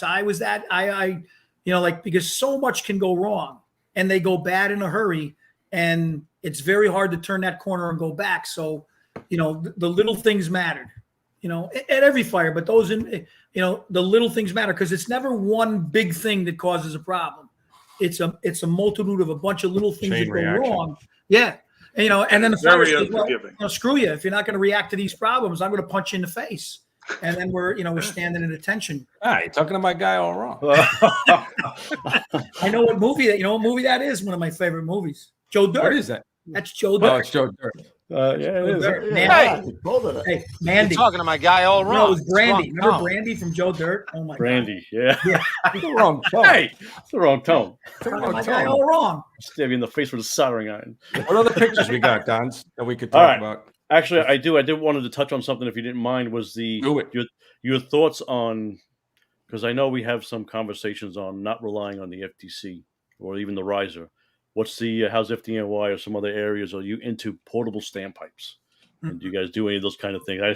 Just a little bit of a conversation point. I do have another picture I wanted to ask about too. What is that? I don't even know what that is. So, my chief, you don't mind if because after the Deutsche Bank fire, I was perplexed, and I'm like, what took them so long? I know the standpipe was out there, but what took them so long to get water to the 17th floor? I mean, so I said, you know what? We had a building on 735 Garden, Chief. You know what I'm talking about? They've had a couple of real good fires there. It's like an 18, 19-story building. I said, you know what? Let me go to that building. I'll go to the roof and see if I can build a portable standpipe. Because to me, it was like, this is easy. How could you not be able to do this? So, I I figured out the firehouse, and there's no way we're going to drop a rope and raise it because it's just too high to pull. So we brought all our roll-ups, made the connections, and we lowered it down off the roof. I'm like, this is like a bunt. I got about halfway down, and the wind took control of my line, and I didn't plan on that, and I broke like 4 windows in a fully occupied garage. So I'm screaming at the guys, drop the roll-ups. And so we throw 3 roll-ups off a 17-story building. So I go back to the firehouse. I'm like, holy shit, I can't believe we failed at this. So I worked it out. We went back on the next MUD, and we took the search rope, tied it to the first coupling, threw the search rope over the roof. The chauffeur was able to grab it, and he was able to guide that first coupling, the first butt down. Oh, I understand what you're saying now. Okay, and then he had already stretched the line with a Siamese so we could augment. So it's going like clockwork. So then we were going to tie it off. We tied it off in 2 places, at the top and at the midpoint. So we secured both of them before it was charged to the roof, to the anchor points. Once we charged it, it relaxed at the midpoint and kinked, and we couldn't pull it out. So I failed my second attempt. The third attempt, we finally got it right. What we did was we tied the top one, secured the middle, but we didn't tie it off. When the kink formed, we lowered the kink out of it and then tied it off, and then we finally got water. But it's in the new engine manual how to do it, but there's no real written thing on how to do it. Back in the 30s, they used to drill on supplying the Empire State Building. And the plan was you take a length every 3 or 4 floors and drop it to a guy at the window below you, 3 floors below you. They take their coupling and make it up inside. The idea was the coupling would always be inside the building behind a wall or a window mullion so that the weight was off of the couplings. And they went up the entire height of the building. Holy shit. Yeah. Because why? Because shit happened. Something's going to happen. We're going to need to do it. I remember seeing that. They go in the one window, come out another, go in one window, come out another. Yep, and just drop down, and it was like a Z up and down. First time I ever heard that. Yeah, I remember seeing that. Who'd want to be the guy all the way at the top reaching out to grab that thing, bro? Not me. Proby got that job. Coops, we did that. Hey, what was that thing that just went by the window? What the hell was that? we dropped the line. I think we were on the 9th floor. We dropped the line. It had plexiglass, heavy plexiglass, I remember. And they ended up cutting it with the saw. And we dropped the line and tied the hose to it, and we pulled it up, and they hooked it to the standpipe somewhere. And it turned out that there was a valve that was shut somewhere. They were working on the system or something. Somebody forgot to open the valve, and it wasn't much fire. But I do remember that. I was a fireman in 117, so that's way back. It was on Roosevelt Island? It was. I have a video of that. Do you really? Oh, I do, yeah. Oh. I didn't send it to you. I wish I had known. Yeah, but I think they lowered their lengths down, and the chauffeur had stretched over to under. How many the floors window. was it? Do you remember? I believe it was on the 9th or 10th floor. Yeah, I think because the aerial reached. Wow. So, yeah. Well, that's funny because you talk about again, like I said, doing it by the numbers. I had a run over on Clinton Avenue, 2070 Clinton. And it was an elderly housing place that was about 15 stories. And it was it turned out to be a food in a stove, and but 88 was very good at going out and doing it by the numbers, whether it was food, whether it was an order of gas. We always went up. We always bled the system. We were always ready to hook up. And so, I got up, I said, hey guys, it's food. Don't worry about it. And they said, we're just going to check the system. We're just going to go through it because we had a Proby. So the Proby wanted to go through it. And so they go to hook up, and we don't get a drop of water out of the system. Not a drop. And I'm like, what? He goes, yeah, there's no water. I go, okay, drop down to the floor below. Maybe that valve's broken, and see if you get water. No water on the floor below. So I said, okay, let's go to the first floor, and we'll try to hook up on the first floor in that stairway. No water there. So we go in the basement, and sure enough, there's an OS&Y valve closed, and the riser's shut down. And, everybody says, wow, that was great. But if that had been if we hadn't done that, if we hadn't gone by the numbers and if it was, done what you'd done if it was a real fire by checking the outlet, hooking up, bleeding it off, just because it was a food. We never would have known that. You know what I mean? And I said to the kid, I go, you know what? Kudos to you, because you went through and you did it. Even though I said it was food, you still went through it and try to bleed that line off. Good for you. And we were ended up writing a summons, and they got it fixed. But if we had a fire in that building, you would have been reading on a nightly news. So do it by the numbers every time, whether it's a food on the stove, whether it's a gas leak, whatever it is, do it by the number. It's a great way to check those systems. Those all create training opportunities. Every time you're out of the firehouse, it's an opportunity to train on something that you are going to deal with at some point in the future. Yeah. Like subcells. Easy. If you're a big fan of subcellars, 2-inch lead length. Not a fan. No. We got something in common. Anybody that's ever been near one has that in common. Screw that shit. Yeah, hey squad, do me a favor. We're having a little trouble down. It's 3 floors down. Yeah, all right. Subseller. Go check it out for me. All right. All right. You ever read about the Times Tower fire? No. Yeah, it's a WNYF article. Does Chief Jonas have a newsletter on that? Oh man, I think he might have. Yes, I do believe he does. But Really? it was 3 subcellars down, and the 2 firefighters that were killed up on the 19th or 20th floor. Somebody told me about this job. Yes. Yeah. Was Tough it CO or fire. something, right? Was it CO or something that killed those guys? Oh yeah. Upper floors. Were we just talking about that? I just remember that somebody talking about that story. I don't remember that. Yeah, I mean it's a classic case study. 3. I mean, Maybe talk about a hand stretch. I mean, it was like 8 lengths below grade. Holy shit! Yeah, that's to a paint fire. Paint room. So tough fire. Oh no! Oh lordy. So Lou, what do you think of the 2-inch lead length? We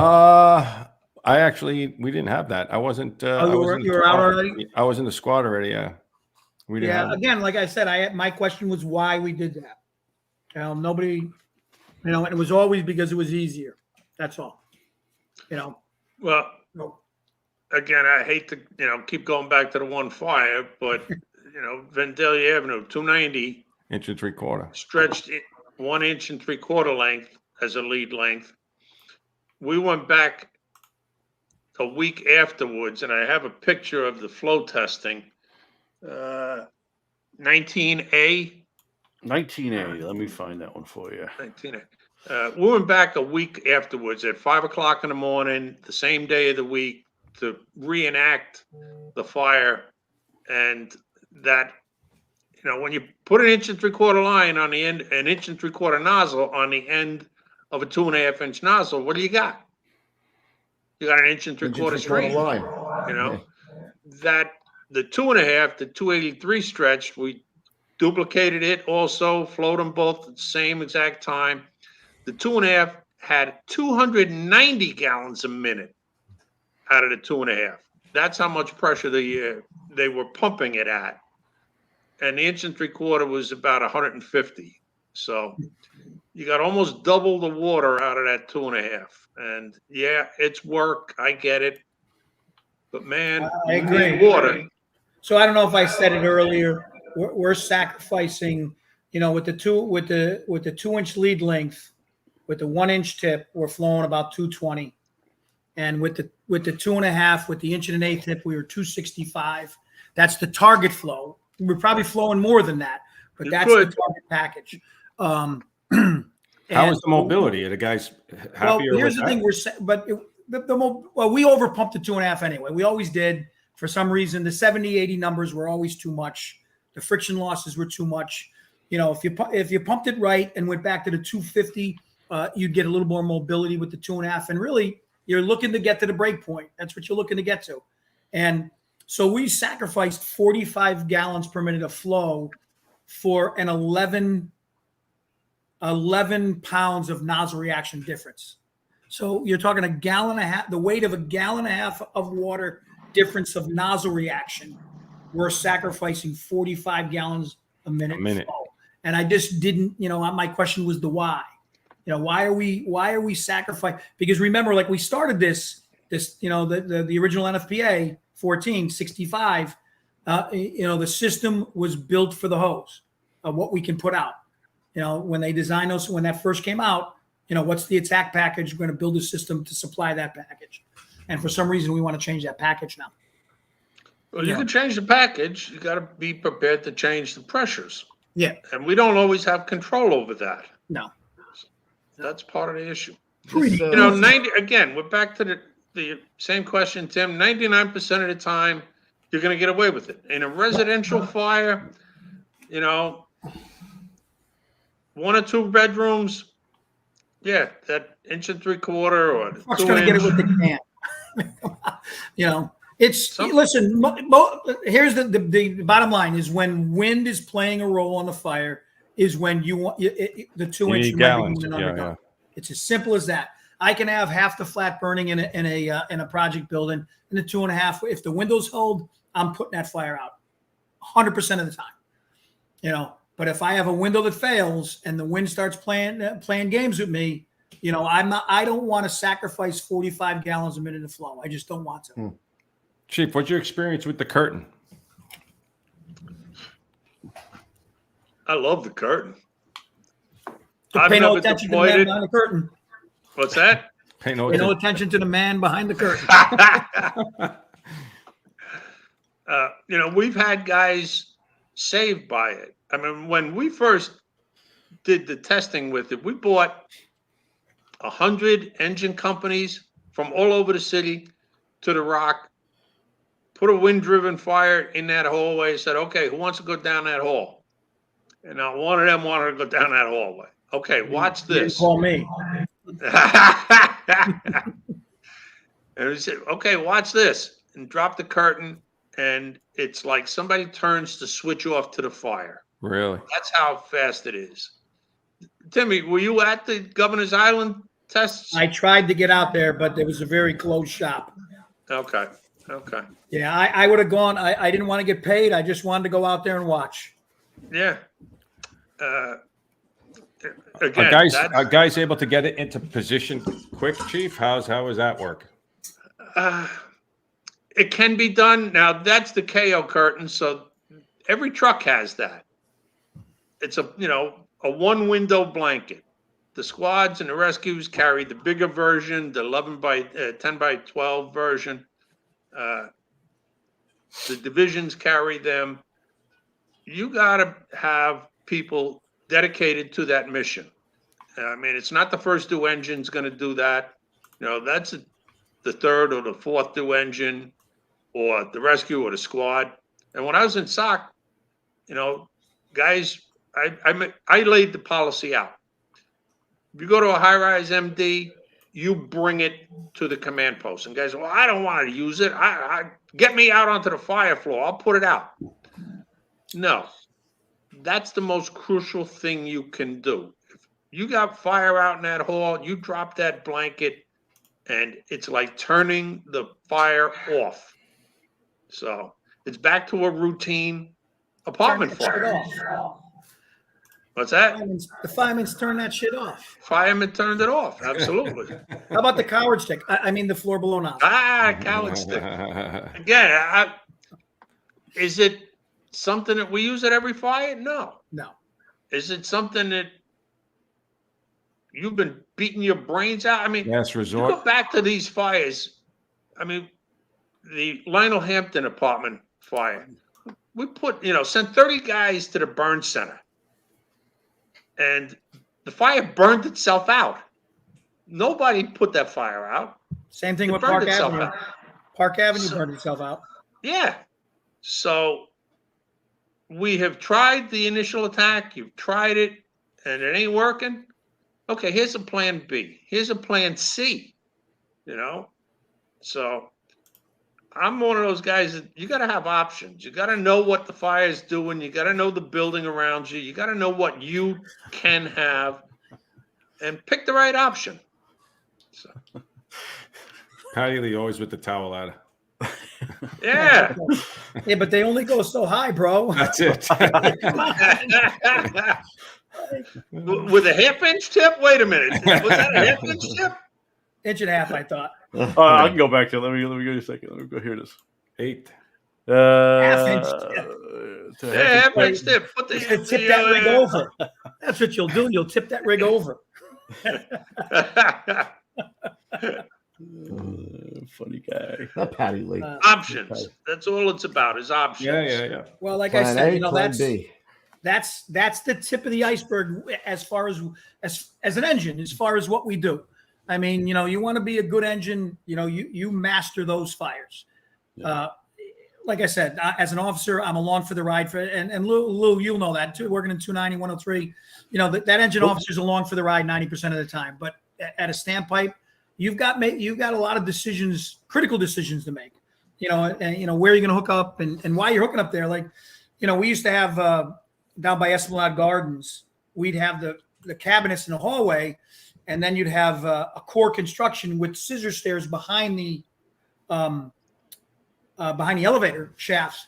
And you'd have to actually, if you hooked up on a floor below, you'd stretch the opposite direction of the fire because it was easier to go this way and then come up the stairway and head in the. So, those are the decisions. That's true. I remember we used to do that. So you'd have to go around the door. You'd have to go around and you'd come up and you'd come out of the stairway and you'd be heading in the right direction. Right? Yeah. And a lot of guys, that little decision there, if you think about the hose you eat up coming around and then having to come all the way around like this, you're never going to reach the fire department.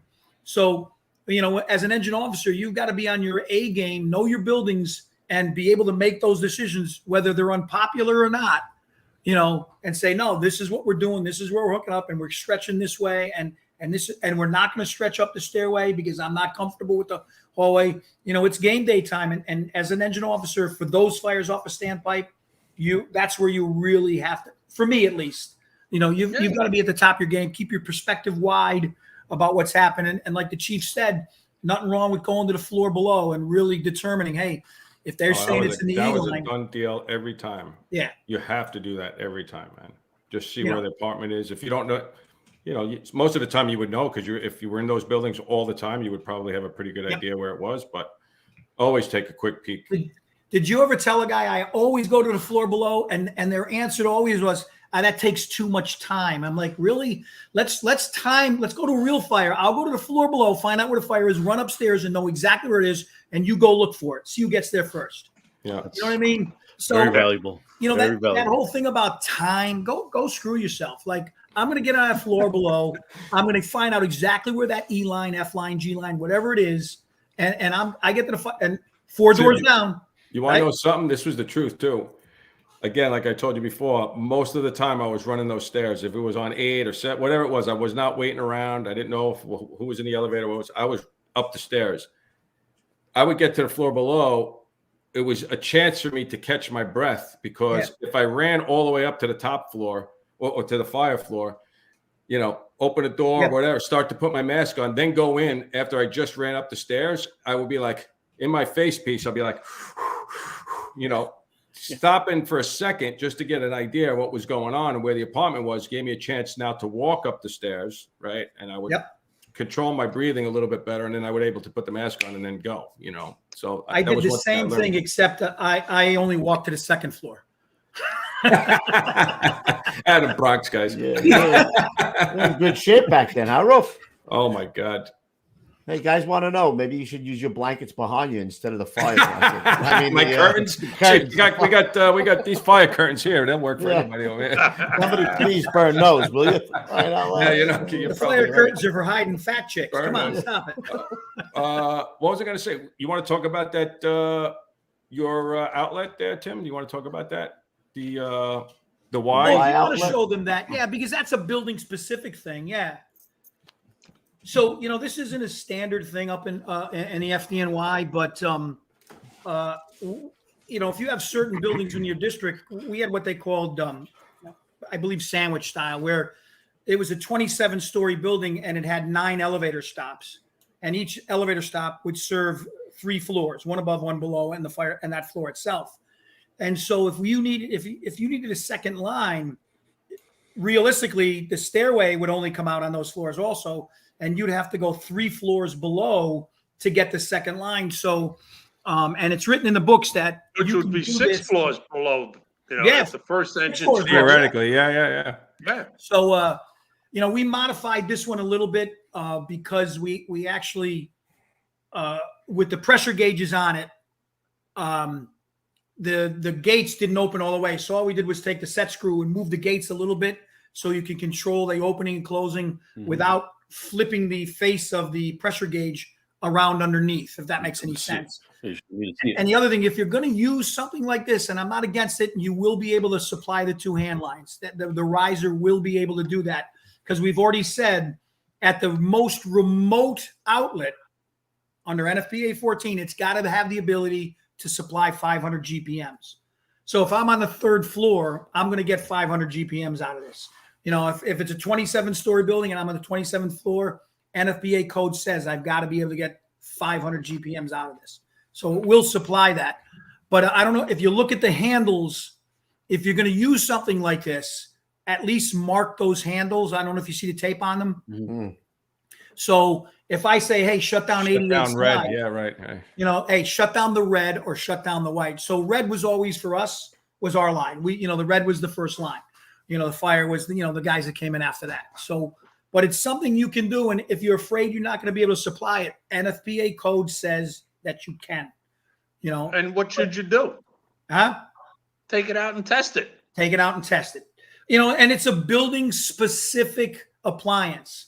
You may have to, there may be some friction loss differences because of the gated Y, but nothing that's going to be catastrophic and put the line out of service.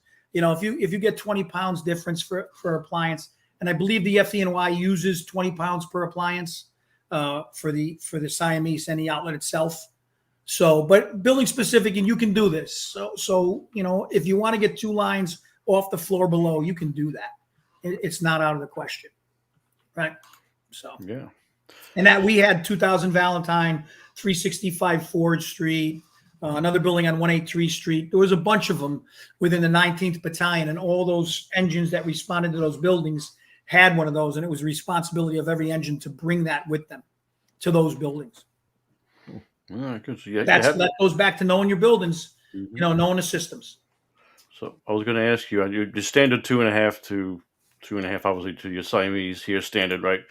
Now, I don't know. You have this one in here. I don't know if you have a specific reason why you want to talk about it. I just, I put up there, it says automatic sprinkler, but it's just a storage fitting. A lot of new places are putting these things in. We don't see them in New York City, but a lot of places outside the city are using that storage quick connect for the supply.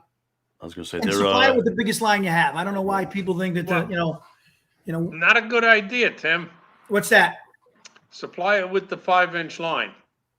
Well, we don't have a 5-inch line. No, but those departments that do, they better make sure they're using it as a tack hose. Very often, the supply hose is limited to 200 PSI. If you need more than 200 PSI for an upper floor, like you go to 27 stories, that but I believe most 5-inch supply line ain't gonna.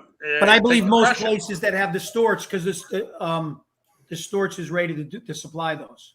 He's talking about the hose. The hose has a hose itself. When you pressure test the hose, it has different types of hose. Well, every hose has got 250. Is pressure tested at 250. We have some that's 400. I forget the name of the manufacturer. We have 400 PSI is the. I think a lot of municipalities that have the storage connections that supply the standpipes, most of those have the ability of that larger diameter to supply that with the storage fittings. Those That's things what I'm saying. It's got to be, rated for it. So much of it it's posted right on it, painted all over it. It's supply line hose, 200 PSI max. So make sure you know what the whole system. Just like us trying to supply a high pressure pumper, that's why we have that high pressure 3-inch hose. It's got to be capable of meeting the entire system pressure. I remember studying what color coupling. I was just thinking white. White. Kids still got it, Coops. Oh, you pulled it out of nowhere, bro. That's the only thing I knew about that high pressure. You're Captain Pound, right? And it used to shake. Every good lieutenant. Shit. So, what else? Anything else, boys? Anybody else want to bring anything up? No. Great job. I say it's not your everyday operation, so you got to get out and do it. Yeah. You know what amazes me about these And two guys, Ruff? They've been out a while, and the amount of information that they still retain is amazing. I don't know that. I think you could have been. We just don't have lives. That's what it is. I could have been looking at hieroglyphics the way they were talking back and forth. Oh yeah, the 200 with the 400 psi with the coupling, the storts. I'm like this. What? That's like Petey with the 17 with the 14 slide. You know? Yeah, but listen, like here's the thing: is if you're a truck guy, you walk up to a door and you go, "Oh yeah, this is this is that, this is a mortise, this is," and I'm like, "What did he just say?"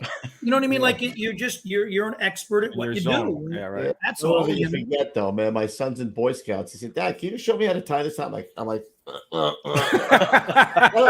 know what I'm doing here. Next thing you know, you're tied up. Rabbit goes through the hole around the tree. Yeah, rabbit goes in the hole, comes out. I'm like, holy shit, we don't know a knot tie a where'd lot. that information go? Call it the hope knot. Tie and hope it holds. Yeah. You got any shout outs, Ruff? No, but the chief was saying, I mean, we've had a couple of guys pass with 20. Guy from 21 truck just passed away off duty, and now a guy from 91 engine just passed away. Yeah. Yes. Not Jimmy. Jack Mirror just. I don't know if you knew that. Jack Mirror, 41 years, 26. Yeah, he just retired, right? Yeah, Just retired the other night. I was going to try to get up for that. 46 and 27, from what I understand, gave him a great send off. Well deserved. Jack Mirror is the best of the best. He really. You got his did you know Jack Mirror, Chief? No, I can't say. He was a lieutenant in 46 engine for 27 years. You got his phone number? Huh? You got his phone number? I might have his phone Get him on number. the show. I don't know. His son actually was the goalie for the New York Saints, the hockey team for New York. Oh, yeah. Ruffy's like, what? What? Wait, what? What? Hockey? Yeah. What? Yeah. I gotta give my sons a shout out though. They're both working tonight. You know, Dan and Connor in Baltimore. You know, Dan's in 14 engine. Right. I always say the best of the West, and Connor's working in 33 engine, the beast in the East, baby. Nice. So, good for them. I hope they're watching tonight. I hope they are got too. him surrounded down there. I hope they're safe. I got him surrounded.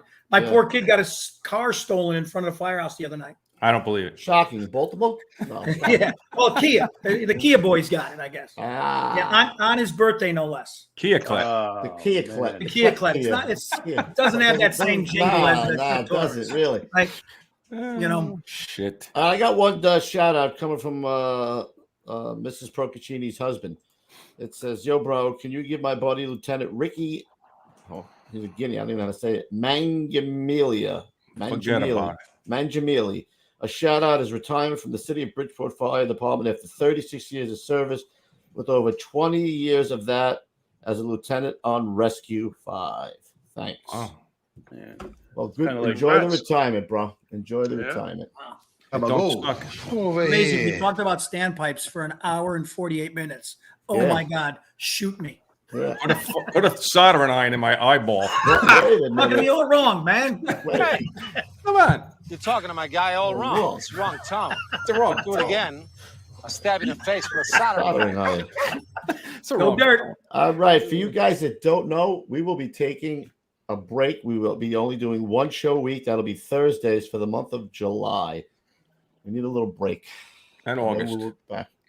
And August? I know I'm leaving for August, so Louis will probably be going solo.